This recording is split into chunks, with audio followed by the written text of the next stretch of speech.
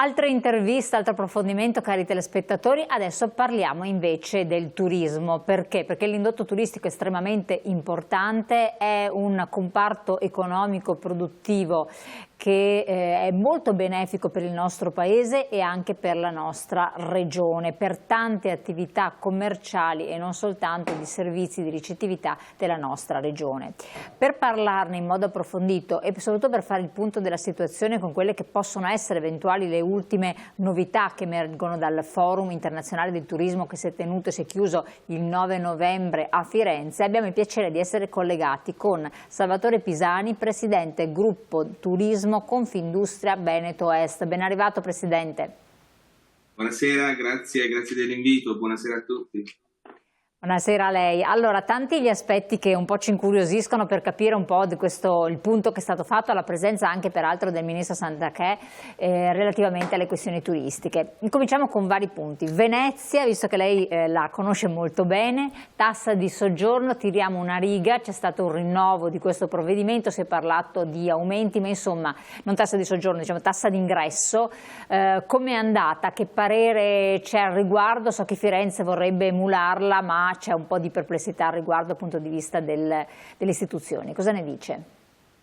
Ma io dico che comunque è stata un'ottima iniziativa presa dal Comune, il test pilota ha funzionato, siamo molto propensi e molto contenti che il prossimo anno dall'alta stagione verrà di nuovo applicata, ma anche con un incremento degli importi, perché da un importo simbolico si passa a qualcosa di più sostanzioso che permetterà anche poi di destinare alcuni fondi, alcune diciamo, entrate anche allo scopo per la quale viene introdotta. È importante che anche la tassa di soggiorno, dove si sta parlando e si è parlato anche di aumento della tassa, venga destinata allo scopo proprio del turismo, perché il turismo è molto importante. In Italia noi è quasi il 14% del PIL, ma va inteso che quel 14% del PIL stimola tutti gli altri reparti, quindi il manufatturiero, il tessile, ed è importante continuare ad incentivare il turismo, il nostro settore, che paradossalmente poi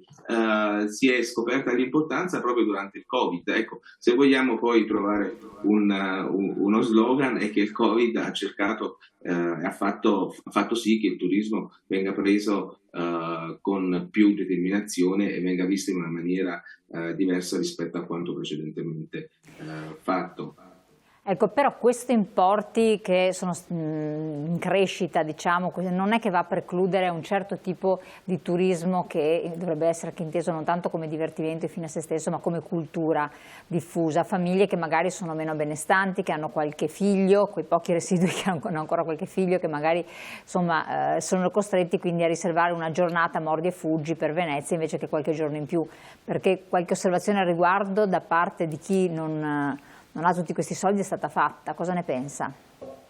Ma io penso che comunque questo è un ottimo elemento che può aiutare la destagionalizzazione, quindi chi non può venire in momenti dove i costi non solo dell'ingresso ma anche dei pernottamenti, dei trasporti sono molto elevati, può venire in altri periodi dell'anno, tenendo sempre presente che la nostra destinazione e l'Italia in particolare all'estero è visto sempre con un rapporto qualità-prezzo ancora migliore rispetto alle altre destinazioni, quindi abbiamo ancora margini per poter attirare una clientela di alto spendente, ma soprattutto una clientela attenta al turismo e a visitare le bellezze della nostra regione. Noi abbiamo bisogno di tanti visitatori, ma di tanti visitatori che apprezzano le nostre destinazioni, che vadano a vedere i musei, che incentivano anche tutto il comparto F&B di altissimo livello. Quindi abbiamo ancora margini per poter far bene rispetto alle altre destinazioni.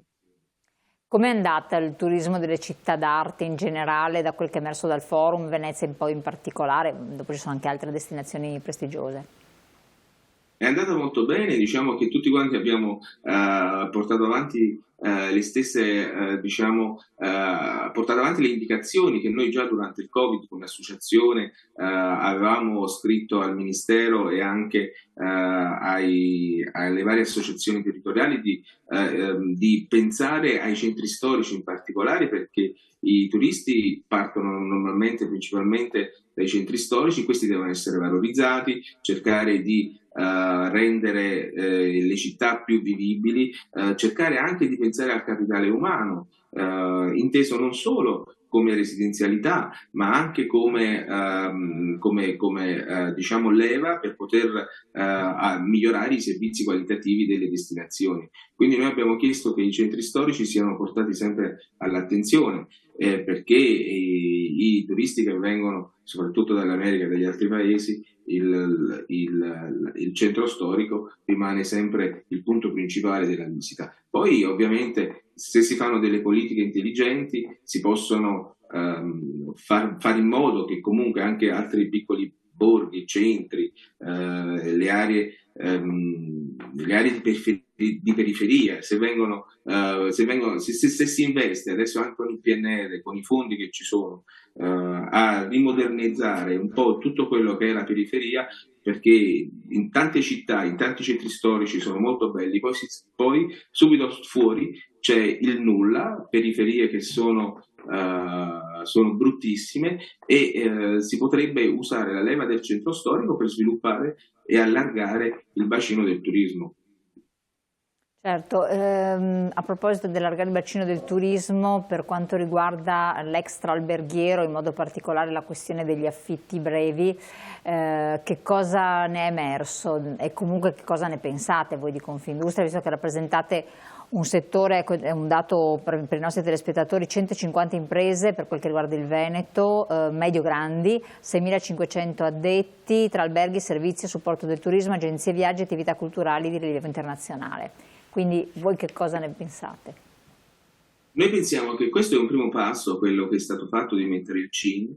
Siamo anche molto propensi a quello il CIN che sarebbe, scusi, spieghi ai nostri telespettatori che cos'è. Il CIN sarebbe il codice identificativo nazionale, in cui si mette anche un po' di si regola un po' tutto il settore, in cui si evita che un semplice proprietario di casa al mattino possa iniziare un'attività senza avere delle regole, senza rispettare delle regole, di avere delle autorizzazioni e quindi un numero identificativo che poi permette agli organi competenti di poter effettuare delle verifiche. Quindi noi siamo molto propensi a questo primo passo, ma non basta. Va molto bene l'iniziativa che adesso in particolare il Comune di Venezia ha preso, in cui si vuole dare anche una certa organizzazione da un punto di vista strutturale. Chi vuole aderire a delle norme che il Comune mette a disposizione potrà esercitare per tutto l'anno l'attività. Chi invece non vorrà aderire, vengono messi dei limiti che permette comunque all'amministrazione e al controllo di far rispettare alcune regole, che si va dall'immondizia, che comunque deve essere regolamentata e pagata come un esercizio normale, e a tutte quelle serie di attività di sicurezza che oggi le aziende devono rispettare. Quindi questo è un primo passo. Poi abbiamo chiesto anche di mettere un limite per incentivare l'housing, lo staff housing per le aziende che già esistono. Oggi noi, se vogliamo parlare di qualità, dobbiamo anche fare in modo che il capitale umano e quindi chi lavora nelle nostre aziende riesca a vivere in un centro storico, riesca a trovare un'abitazione per poter poi prestare le attività. Le attività non vanno avanti senza il personale, quindi il capitale umano deve essere salvaguardato, tutelato, deve essere valorizzato, così come il comparto turistico. Quindi le due cose vanno di pari passo, e questo lo si fa soltanto se ci si mette se tutti quanti rispettano le regole e tutti quanti le devono far rispettare, quindi noi chiediamo anche che ci siano dei controlli. Oggi le aziende medio-grandi vengono controllate periodicamente, le aziende piccole, in particolare il bed and breakfast, affittacamere, siccome non hanno questo CIN, non riescono a essere controllate, visibili, sono praticamente inesistenti sulla carta, ma esistenti nel territorio. Quindi maggiori controlli per il bene collettivo, però diciamo che sono anche una ricchezza queste offerte diversificate rispetto agli hotel per il territorio, per quelle che sono le nuove aspettative dei turisti, no? Assolutamente, noi chiediamo soltanto che le regole siano chiare e certe per tutti, quindi noi non criminalizziamo chi fa questo tipo di attività, noi vogliamo che queste attività che siano valorizzate ma rispettando delle regole che siano valide per tutti.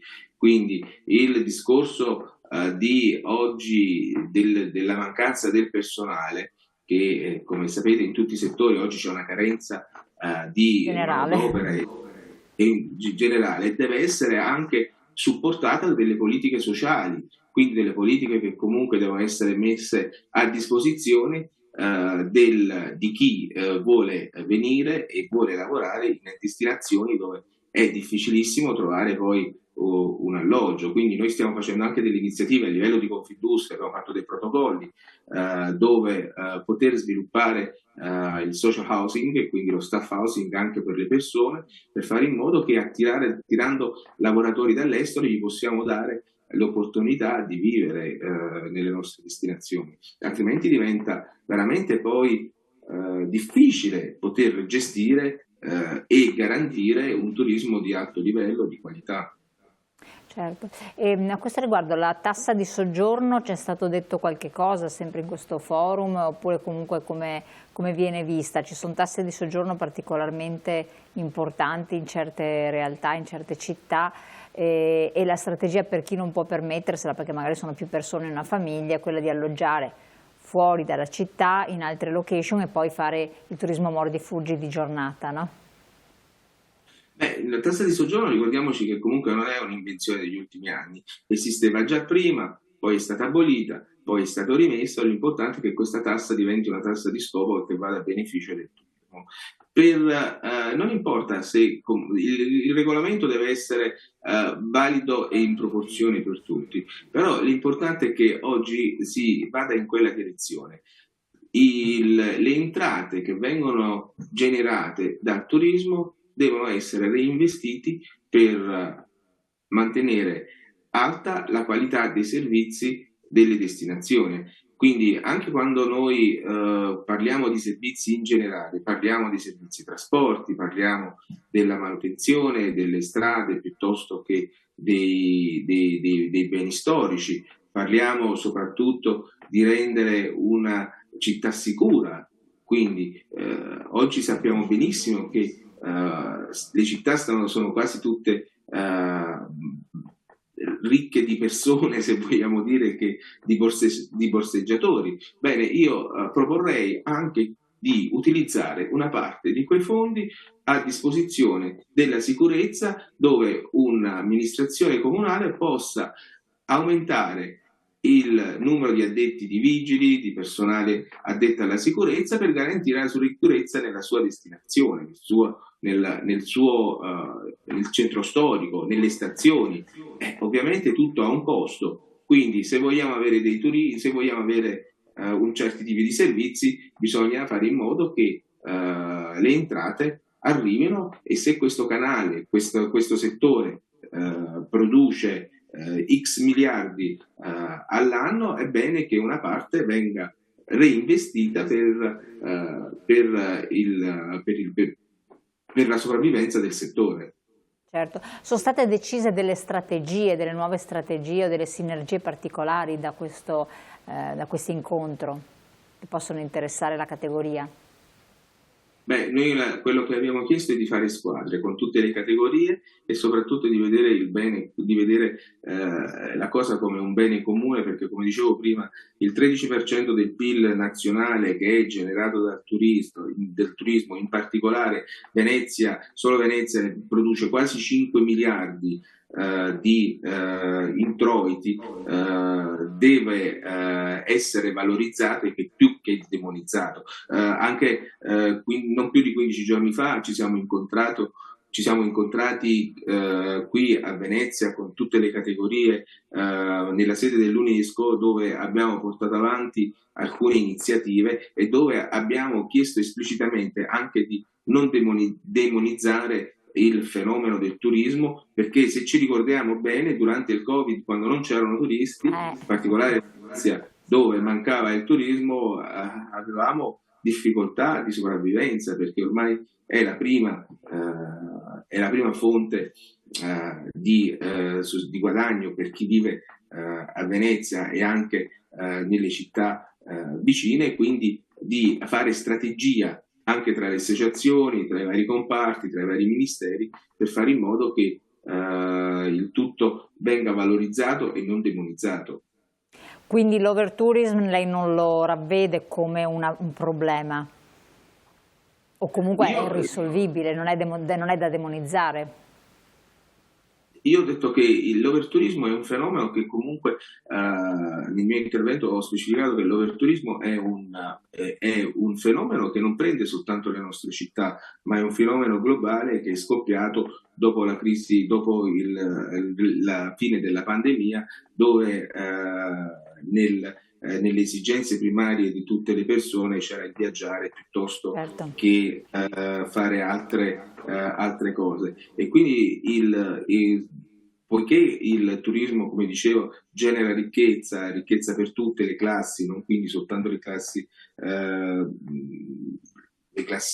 non solo per chi sta nel turismo, anche per chi anche per i lavoratori, ho detto che comunque va regolamentato puntando sulla qualità. Il problema dell'overturismo non è tanto quante persone vengono, il problema è individuare la qualità di turisti che arrivano nelle nostre destinazioni, perché se noi aumentiamo la qualità, l'overturismo noi non lo sentiremo minimamente. Il problema è che quando noi attiriamo un turismo che non è attento alle bellezze delle nostre destinazioni, è lì che stiamo commettendo azioni di marketing sbagliato, perché dobbiamo valorizzare più il nostro paese e le nostre destinazioni per le bellezze che hanno, che piuttosto per altre cose che vengono che vengono nelle nostre destinazioni. Chiaro. Sarebbe interessante avere ancora il tempo di parlare di questo, magari avendolo anche ospite una volta in trasmissione vis-à-vis, che così è anche più semplice dialogare insieme. Comunque il tempo è volato, guardi Presidente, io la ringrazio per la disponibilità che ci ha accordato, le auguriamo buon lavoro, perché so che comunque ne ha. Quindi grazie del suo intervento, grazie a voi telespettatori di averci seguito, noi ci rivediamo presto, buona serata, buon proseguimento.